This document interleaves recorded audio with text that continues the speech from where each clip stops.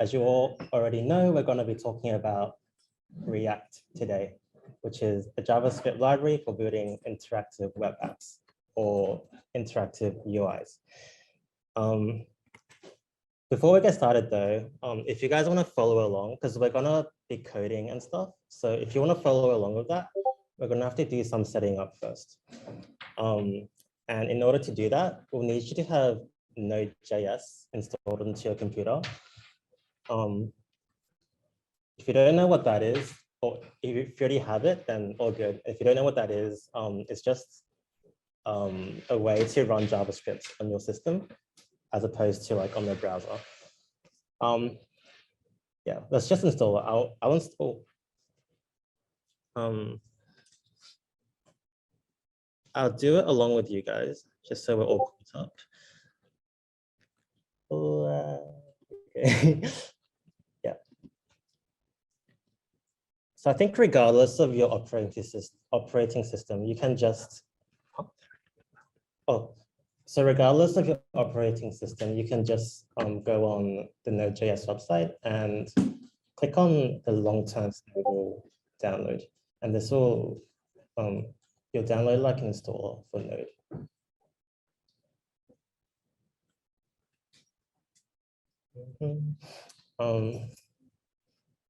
Okay, once it's downloaded, just follow the instructions and it's really easy. Will be installed in no time. It's the one on the left, the LTS one.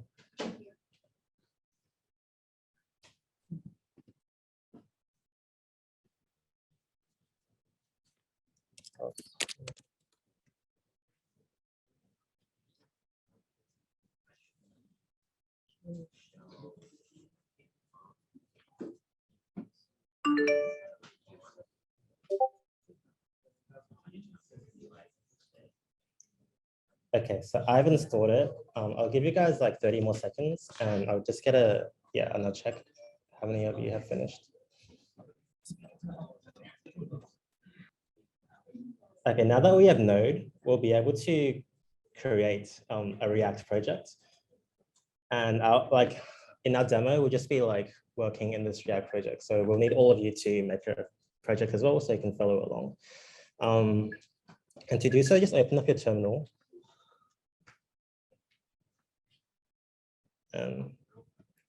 Yep, here's my terminal. And type in this command, npx create React app, and then the name of the project. I'm just going to name mine Open Dev Demo, but you can name yours whatever you want.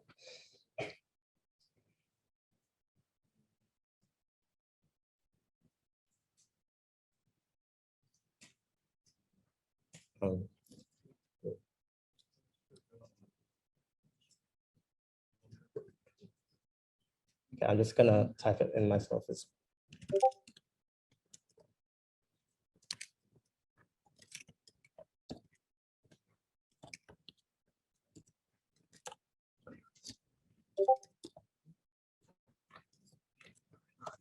I'll zoom in.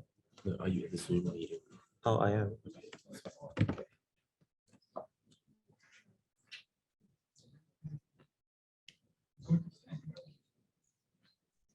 And this can take a while to install and download. Like depending on your computer, it might take it to like 5 minutes sometimes. So while that's downloading, can you all go on this link as well to get our starter demo code? And we'll see once you install. Yeah.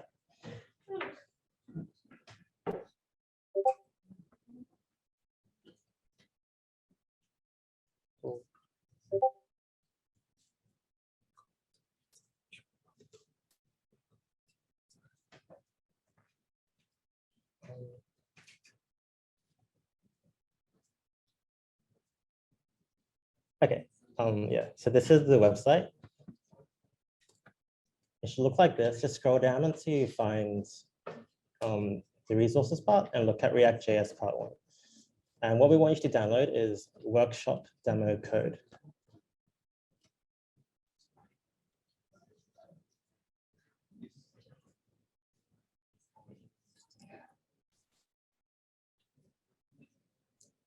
Ooh.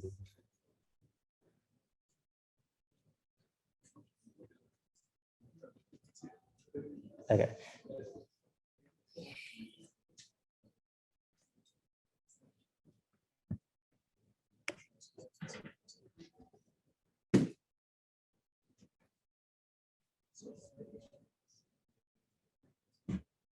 So how many of us have unzipped the file and seen the src file? Raise your hand. Okay, a fair number. While we wait for, oh, my one's finished installing, but it might still be installing for some of you. And I'm just gonna wait a bit more for all of you to find this.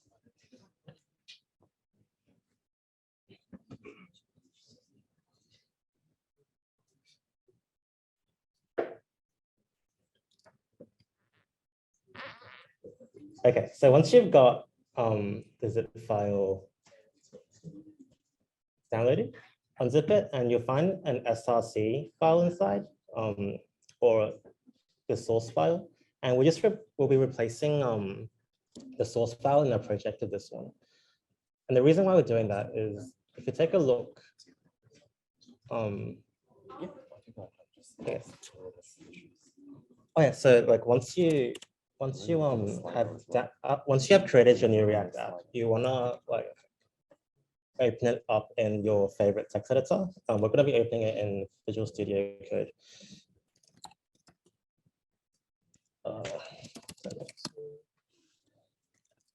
If anyone needs help installing Node.js, just give Gordon or I a shout and we can come by and help you out.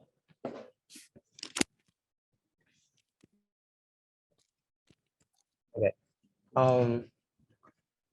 So yeah, when you create a new app with create React app, you get a source folder with a lot of junk. So we're just going to be deleting that. And we're going to replace it with the src files with our starter code.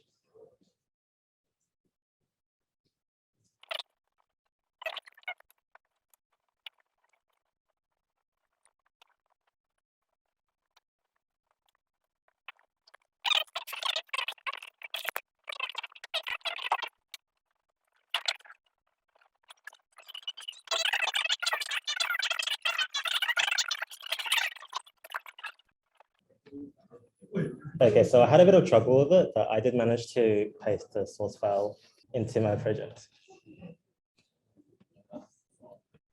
Okay, so what is React? React is a JavaScript library for building dynamic and interactive and reactive UIs. And it's mainly for developing the front end, which is what users see. So basically, whenever you go on a website and you see like the pretty colors and buttons and stuff, that's the front end. And the back end is everything that goes behind. And React is maintained, React was developed by Meta, which was known as Facebook. And currently it's being maintained by Meta and the open source community. So React is open source, and pretty much everyone, individuals and corporations from around the world, are always contributing to React. So it's always evolving. Okay, so we know what is React. Why do we use React? Because if you've been to the last workshop, you've already been exposed to JavaScript, and JavaScript can do a lot. And if we already have JavaScript, why do we use React on top of it? And the main reasons is just because it's a lot simpler to develop interactive websites with React. And it's also faster, like the websites perform better, they're more efficient. And lastly, React is pretty simple to learn, which we'll find out in the rest of this workshop. So to elaborate on how React is simple, again, if you remember from the last workshop, if you wanted to manipulate elements on the web page, you would have to do like cumbersome stuff like this. You would have to find each element on the web page using the ID or class, and then manually manipulate the attributes. In React, we do this differently. In React, instead of writing HTML separately and then using JavaScript to manipulate the HTML and JavaScript in React is much more tightly knit together through something called components. And I'll show you what components are very shortly, but they're mostly just like reusable things like buttons that do like more or less one thing. And you can think of them like functions in regular programming, stuff that you can reuse.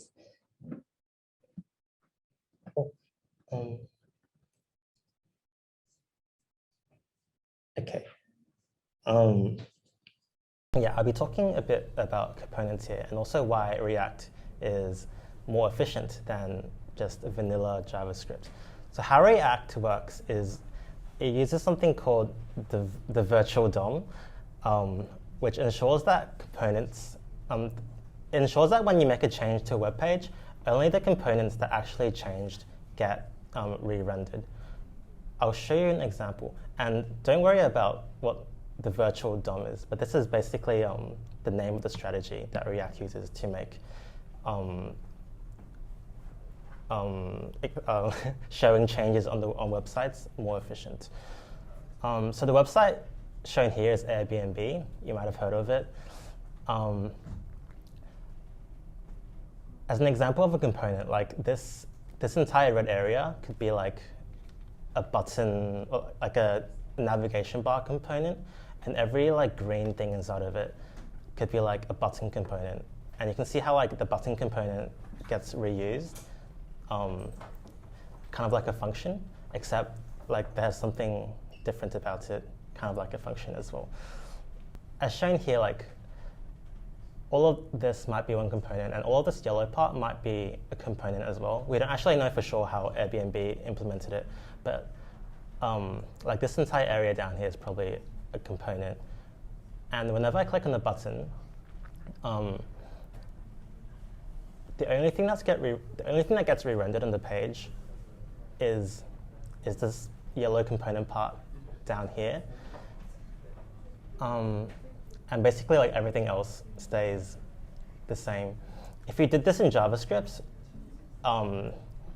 where you would like manually manipulate these elements here, what vanilla JavaScript might do is it might actually re-render everything on the page to reflect this change, whereas React just changes this bottom stuff. But that's just a bit of background for why React works and works well. You won't really have to think about this when you're using React. Okay, so more on components. This is what a component looks like when you write JavaScript using React. As I mentioned before, React is just a library, so it just gives you like some extra functions, and in this case, some extra syntax to write JavaScript.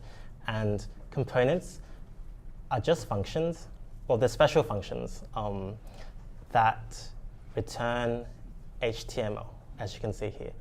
So example is a pretty bad name, but maybe this is like a greeting message component, and currently it doesn't have any logic, but it does return like a div and a heading inside. One thing to keep in mind though is while this looks like HTML, it's actually not HTML. It's something called JSX, which stands for JavaScript XML, which is, you don't have to worry about what that means. Basically, JSX it looks like HTML, but it's not exactly HTML. It's actually an extension, a syntax extension to JavaScript. And once, like, please come in. And after everything is said and done, it actually gets translated back to JavaScript. But the main advantage of it is that you can write JavaScript and HTML in the same files. It's just a way to help developers. It's to make your developing time easier. Also note there are some different, because JSX isn't HTML, there are some differences between JSX and HTML. For example, in HTML, if you want to give a class attribute to an element, you would call it class, but in JSX, you would call it class name. There are other like small differences between the two like this, but for the most part, JSX just looks like HTML. Okay, so you guys should have this on your computer as well.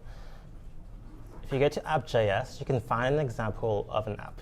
And this is just an example of a component. This component in particular is called app, and it returns, in its return statement, it returns like this JSX, which eventually becomes HTML. One of the basic features of JSX is you can actually write JavaScript inside of it, and you do this by using curly braces. Oh, also, when you create an app with create React app, you can actually run the app as a web page. So if you go to the terminal, and you type in npm start,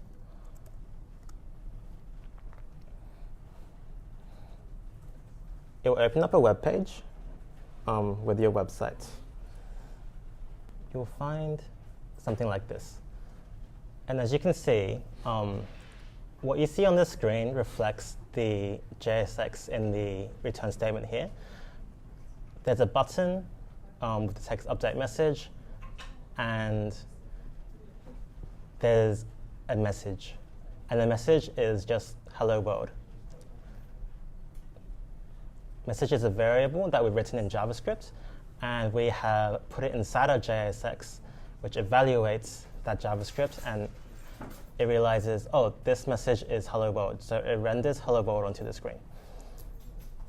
So that's just a very basic example of components. And you can see something similar with these pictures. One thing to note is if you look up React info or React advice or React documentation online, you might actually find that a lot of sample code you find online doesn't use the same syntax that you find here. So this syntax is pretty simple and minimal, but you might find components written like this online. So instead of just being a function, it says that they're a class that extends component, and they have a render function, and they do other confusing stuff. This is the old way to write components. Basically, a few years ago, React updated the way that they write components to become more simple, but you'll probably still find a lot of code online that looks like this. But yeah, you just need to keep that in mind. Okay, so now we're gonna move on to actually getting into React and like using it to make stuff. Firstly, I wanna give some background information about a group of special functions called hooks. For a quick special brief introduction to hooks, hooks are special functions that come with React. They are crucial to the way React works. There are a few rules for hooks. The main ones are use it at the top level of your React functional component. A functional component is just like the function, like the components that we showed just then. Like this, you can see this component is a function, and we just call them functional components. For hooks, you want to always use them at the top level of the function. So like, you don't want to nest it in like an if statement, or you don't want to put it in like event handlers inside your functional component. But other than that, yeah, just they are an important way for React to work.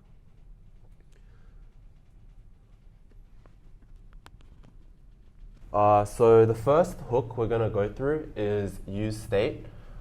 So use state basically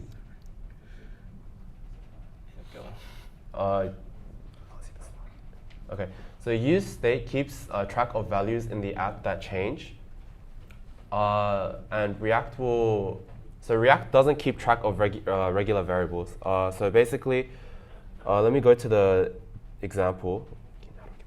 All right, so first, let's take a look at the demo code, right? We have a regular JavaScript variable inside our functional component. Notice that this is just an arrow function that we covered in the HTML JavaScript workshop. So yeah, this is just another way of writing a functional component. We have a JavaScript variable, and we have a event handler, which, if you recall from last week, is how we react to events that happen to our UI. To attach an event handler to a particular element in React, we use this syntax. So last week, you might remember we used something called add event listener, but in React, we just write the event we want to attach the function to, and then we just pass it in that function value. So in our demo code, let's try and change the message.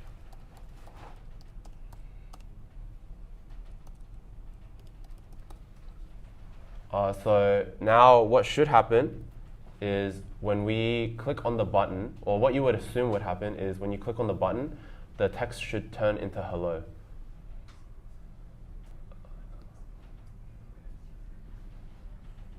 So you can see that even though we're clicking the button, nothing is happening, right?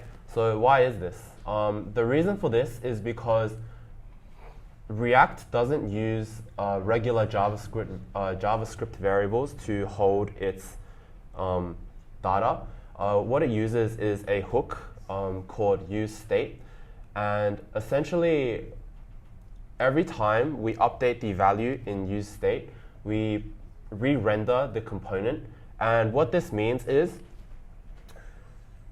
if a state belonging to this functional component would change value, React basically deletes this component and then recreates it with the updated value, right?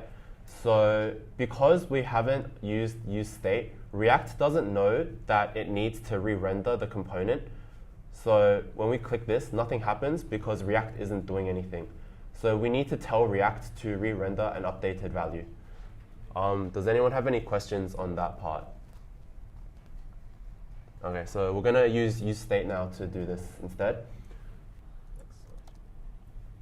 Oh, right. This should be in the slides. So this is this part below here. This is the syntax for useState. So basically, you again, the hooks are just functions, right? So you call a function called useState, and you pass it in a variable. So the variable you pass in, or like whatever value you pass in, is going to be the initial value of our state.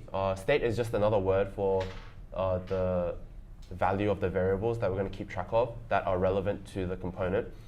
And when you call useState, it returns an array of size 2, and there are exactly 2 elements inside this array that's returned. The first element that is returned is a variable. So the variable that is passed in, that is what you will be referencing to, I guess, manipulate your UI, and it's what you'll basically be using instead of normal variables like the let message that you saw before in the demo code. The second return value that we get back is the set message, a function. So the second value, as you can see on the screen, called set message, it's a function. So what this function does is it allows us to change the values inside the first element. And the first element is, again, the variable that we will be directly referencing to actually manipulate and output things on our browser or screen or whatever you're showing the user.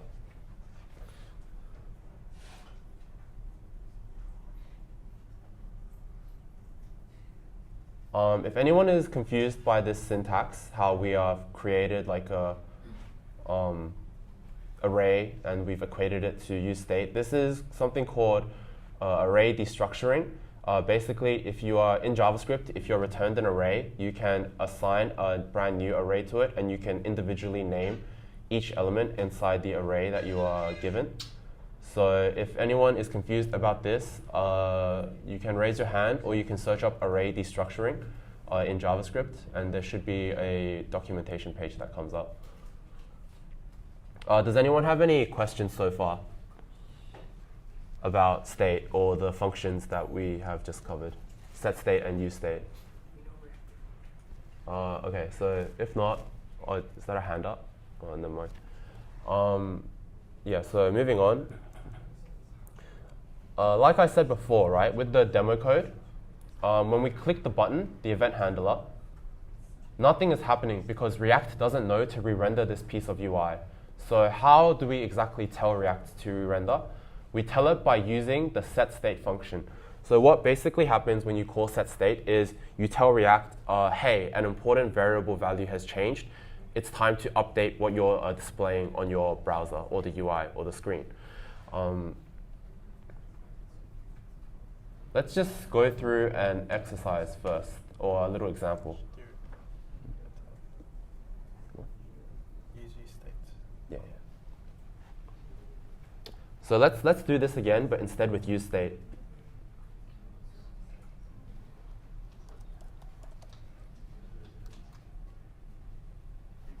Okay, so I've typed in use state and I've hit tab, and what one of the add-ons in VS Code that is downloaded on this laptop has done is it's imported use state from React. So you need to import the function from the package React before you can use it. So if you want to follow along, could everyone just quickly type this line at the top? What's the extension called? If you want to know what the extension is called, it's probably... Oh, just type in React on the search bar.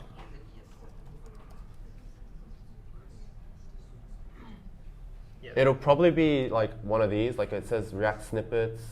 It was probably this one, honestly. I think it's React Native snippets, React and Redux snippets. So basically, it just gives you like access to a lot of shorthands. So like if you type something, it'll have like a suggestion for you. You can hit tab and it'll auto write stuff for you.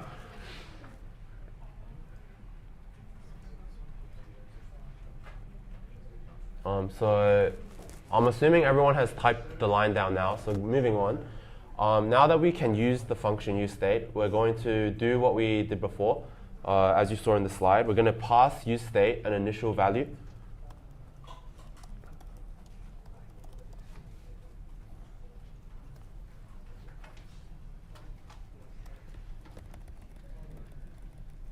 And then we're going to use array destructuring.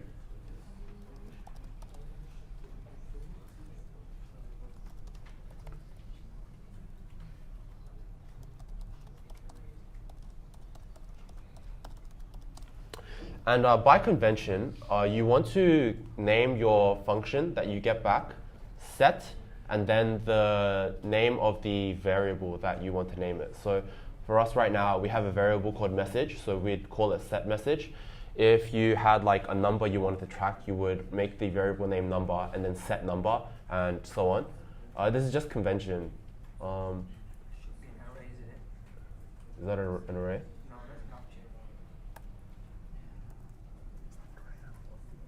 First bracket is curly, so I want to make it a square bracket.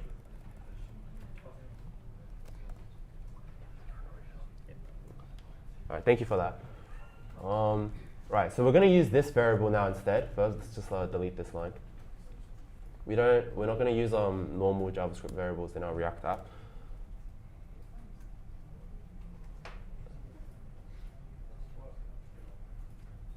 And now in our event handler, instead of directly changing the value of message, we're going to use setMessage to replace what the value in message is with our new value.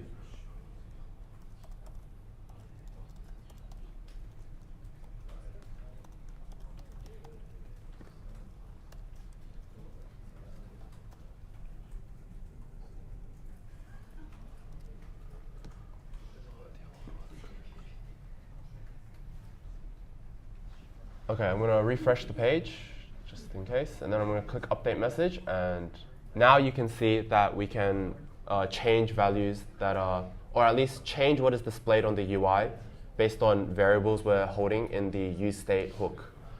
Does anyone have any questions about useState so far?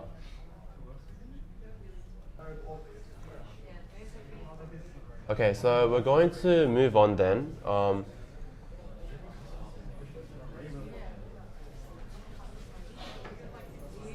We're going to take a 20-minute break for you guys to practice useState and use useState to make your own little React app.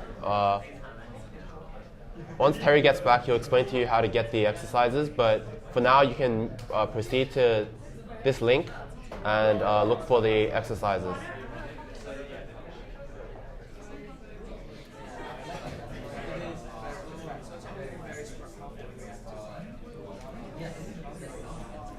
Okay, it's been 15 minutes, so we'll probably be moving on soon. Okay, so for those of you who did complete exercise 1, you probably did, your solution probably used something like set counter plus 1. And this works. This works for our app, but it might not work in all situations, which is why we actually recommend this slightly more complicated syntax, which is an array function that returns the current value of counter plus 1. Basically what this does is it ensures that the value of counter that you use is always up to date. If that's confusing, I'll show you guys an example. So, for example, say that we have counter at 0, and then we click the button running this code. Put your hands up if you think the counter is going to result in being 2. Okay. Yeah, and that's what you would expect it to do. But if we actually try it, so I don't know. Okay. Oh. Oh.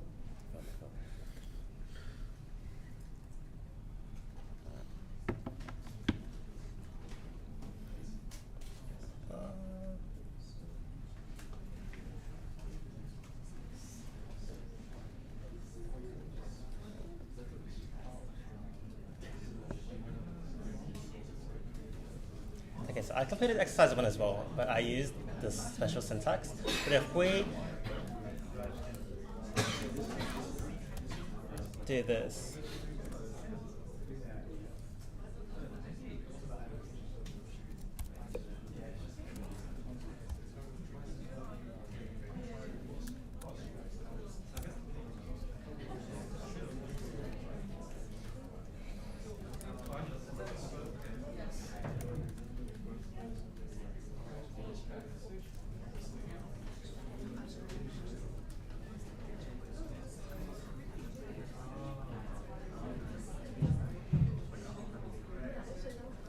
so you would expect this code to increment the counter by 2 every time I press the button, but you'll see that it only increments by 1. And the short reason why this is happening is because when the first set counter happens, well, basically counter is still 0 for both of these functions, because I guess you don't really need to know the reason behind it, but yeah, just when you have like a special case like this, just make sure that you use this syntax. And in fact, it's probably a good idea to always do this so that you don't run into bugs.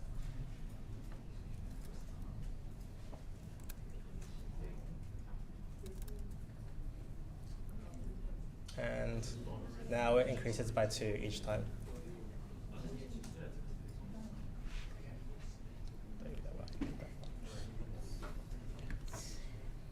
So moving on, we're going to talk about another. Does anyone have any questions about that previous little explanation about why we should use the separate syntax for set state? If no one has any questions, we'll move on to use effect, which is another hook. So to reiterate, a hook is a special function inside React that does special things. So useEffect is a hook that takes in a function as an argument, and what it basically does is it calls this function or executes this function every time your component re-renders or renders. So what this means is normally, like we discussed earlier, your component is going to re-render when your use state variables change. So when a use state variable changes, it causes the component to re-render, which will cause useEffect to execute the function you passed into it.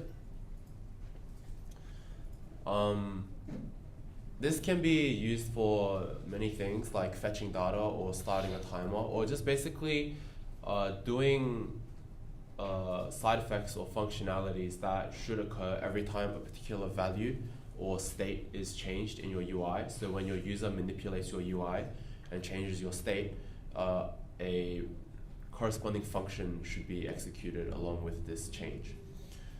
useEffect can take in a second argument.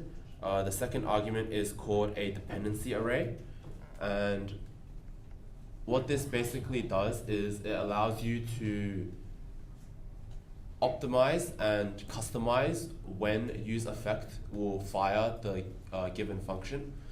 So like I mentioned before, useEffect normally fires every time your component re-renders, but what it can do instead is it can only execute the function you passed into useEffect every time a particular state variable changes, because you can have multiple state in your component, right?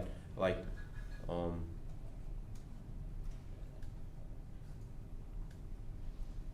in our demo, is the counter. This is the demo code. In our demo code, we only have one instance of use state to hold a message, but we could easily use another use state to hold in another variable.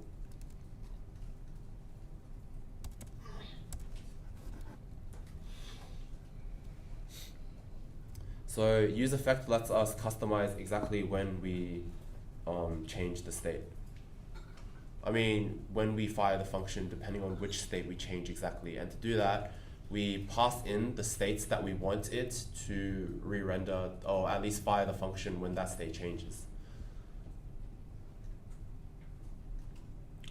So useEffect will always fire on the first render, which means when your component first appears on the screen. If you don't pass it the second function, which is the dependency array, because it's optional, if you don't pass that in, useEffect is going to fire on every single re-render. It doesn't matter what state is being updated. Any cause of a re-render of your component will cause the useEffect to run. If you give it an empty dependency array, it means that useEffect only fires on the first render because you've passed it no states, which means that the useEffect isn't dependent on any of the states, so it doesn't care if any of the states change, and if any of them do change and re-render the component,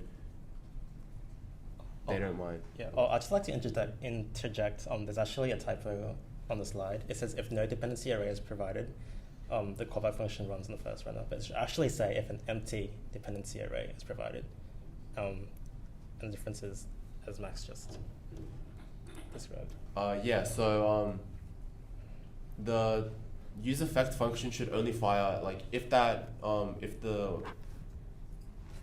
array here, if this wasn't here, this would fire. This function would fire every time your component re-rendered. Because it is here, it will only fire on the first render, which is when this component that the useEffect is contained in first appears on your screen.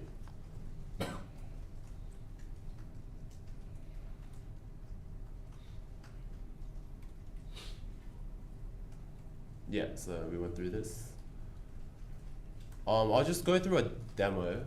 Does anyone have any questions so far about useEffect and how it works or what it does? If not, I'll just quickly show an example. For the empty array, you can do set interval time. The empty array, you can do set interval time. Okay. Or you could just do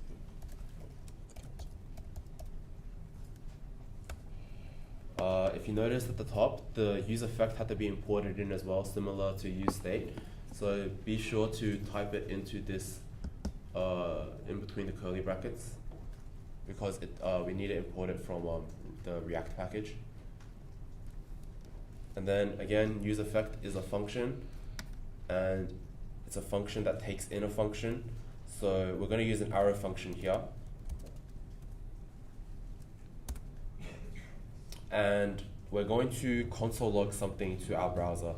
So if you weren't here last week, console log just means that we're going to print something into the browser's console, which I will show you in a second.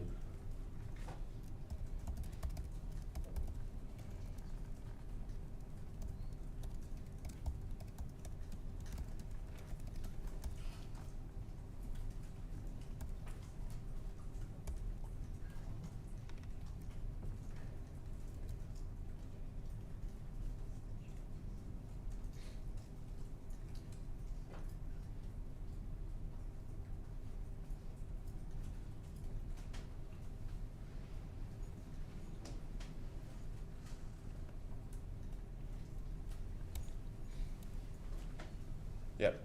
So I'm going to refresh this page. So I've refreshed it, which basically means that this component has appeared on the screen for the first time since this page was loaded, right? Which means useEffect is fired. And then we're going to re-render the component, and useEffect is fired again because we've changed, because we've re-rendered the app, and we have not given the useEffect a dependency array, so it was going to fire on every re-render.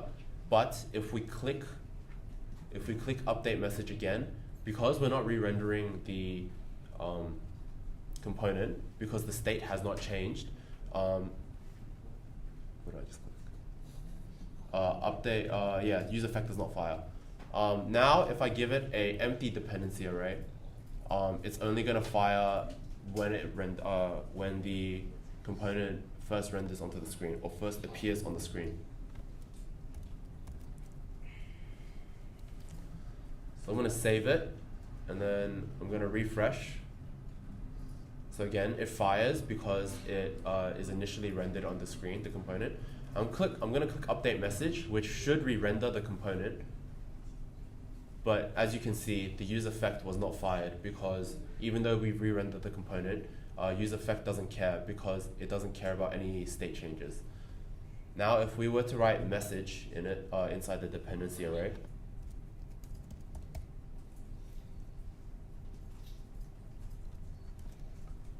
now I'll go back to the useEffect. Our first render causes a useEffect to be fired.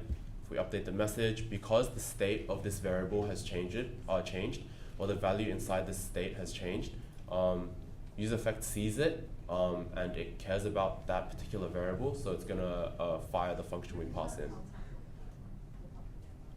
Does anyone have any questions about useEffect?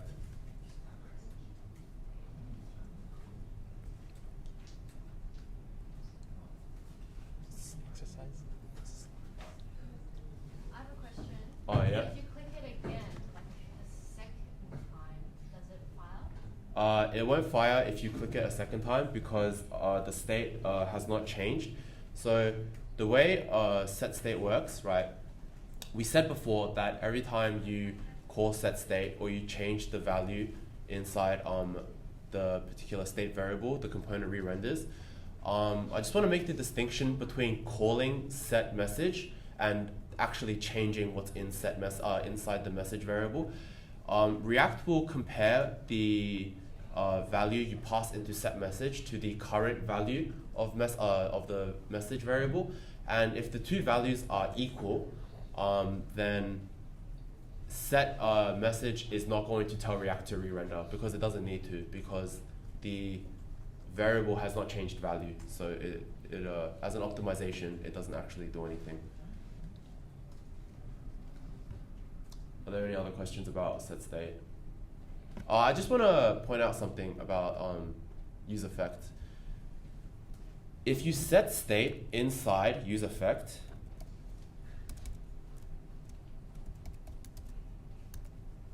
by the way, when I say set state, I'm just talking about set message because it's setting a state.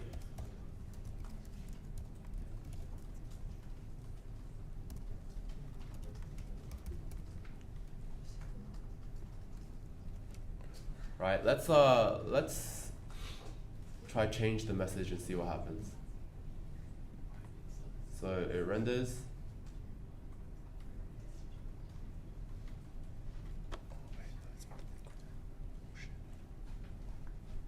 Because it's the same. Yeah. If Should I turn it to a number? Should I use the counter? You can concatenate if you want, and then show on the screen as well. It's really cool. So do message plus what? Message plus or hello plus message.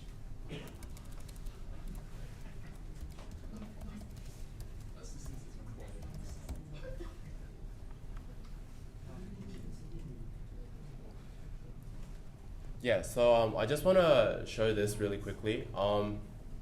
Yeah, basically what we've done is right now we've called set message within useEffect, and inside that useEffect we have a dependency on the variable message, and when we call set message inside useEffect, right, it's going to change the value of what's in the variable message, and then because that variable or that state has changed, useEffect is dependent on it, which causes a loop because useEffect, it's the function passed into useEffect changes the value of the message variable, and then useEffect will see that the value of the message variable has changed, so it's going to fire again, and it's just going to loop infinitely. So please be careful when you use set message or like set state of any kind inside useEffect. And check if the variable you are setting is overlapping inside your useEffect dependency array, because it's a common source of looping and bugs. Yeah, are there any other questions on useEffect?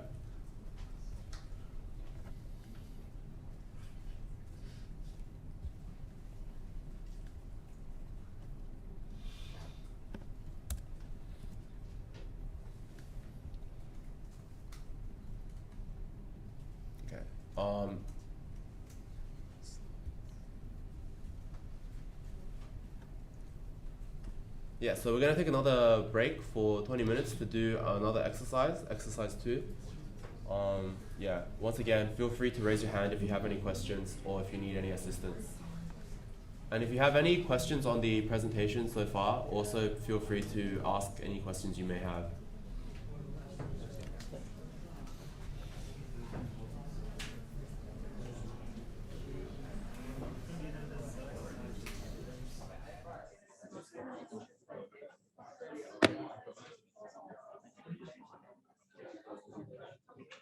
If anyone is interested, I'm going to quickly run through a bit of a clarification for the dependency array for useEffect.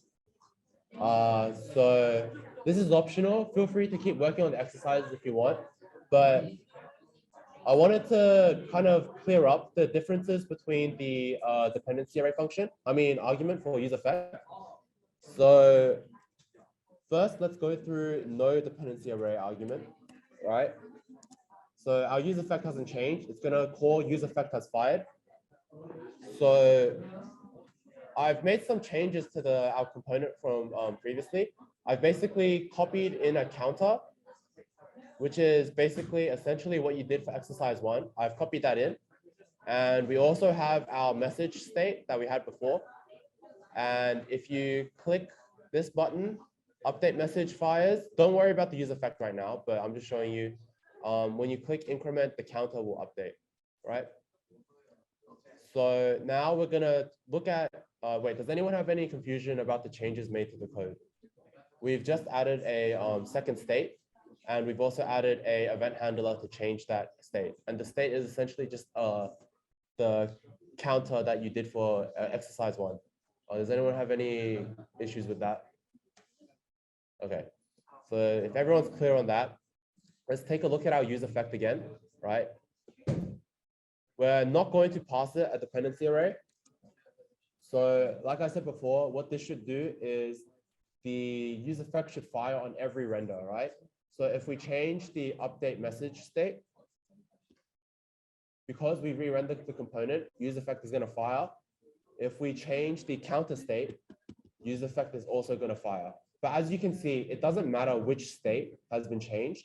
Like React doesn't, the use effect doesn't care. The fact that like the component has re-rendered means that use effect is going to fire, right?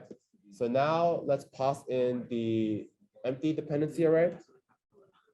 So like I discussed before, what this should mean is that the use effect should only fire on the first render. So when the component first appears on the screen, any subsequent re-renders, it shouldn't matter. So if we refresh, now you can see use effect is fired because the component has appeared on the screen. But if we re-render the component, like nothing changes. And does anyone have any questions so far about those two variations of the use effect arguments? All right, if no one has any questions, we're going to move on to the final one. We're going to talk about giving it a dependency array, right? So let's give the dependency array a message, right?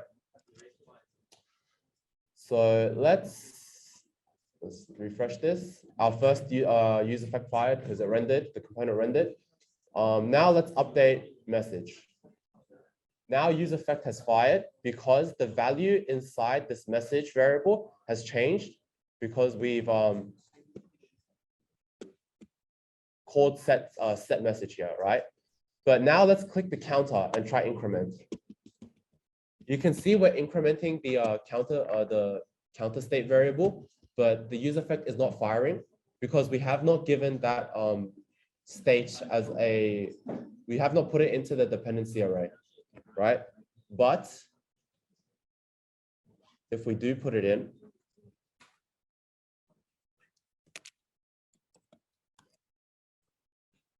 let's refresh. Now you can see if we update the message and if we click counter, because like we've passed both these states into the use effect dependency array, the use effect cares about both of these states. So when either of them change and the component re-renders, then use effect will be fired. However, just for completeness, if we delete the message state, right, and we save and we refresh, right? Because we've put counter inside the dependency array, every time we change the value of the counter variable, use effect is going to fire. However, if we click update message, as you can see, use effect does not fire, even though the component has re-rendered. But once again, counter still affects the count of the, counter still causes the use effect to fire. Yeah, so I just wanted to revise that as well as kind of show you an example where you can have multiple states and show how use effect is not going to fire on one of them, depending on what you pass into the dependency array. Does anyone have any questions on that? If not, you can go back to doing your exercises. Remember, feel free to raise your hand and call for help if you need any. We have multiple helpers here present, so don't be scared.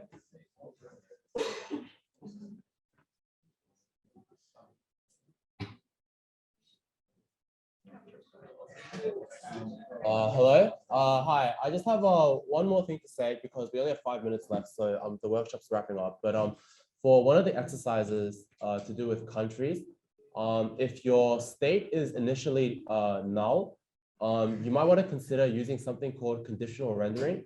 So please type that into Google, just like conditional rendering React, and look at it in your own time, because unfortunately, I don't think we have enough time to go over it in this workshop.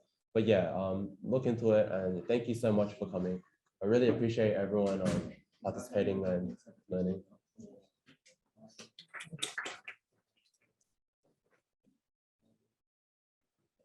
Yeah, so there's actually an exercise 3 after this as well. Don't forget that there is like a help/dev session next week. So feel free to come then. And you can like work on the exercises that you haven't finished. And we'll have like helpers there like to help you guys out. Also, we will have free food.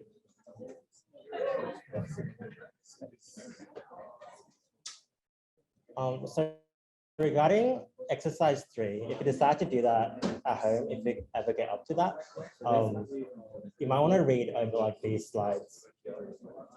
Unfortunately, we won't have time to go over them ourselves, but if you read over them, it might give you like an idea to do exercise 3. Yeah, thank you guys.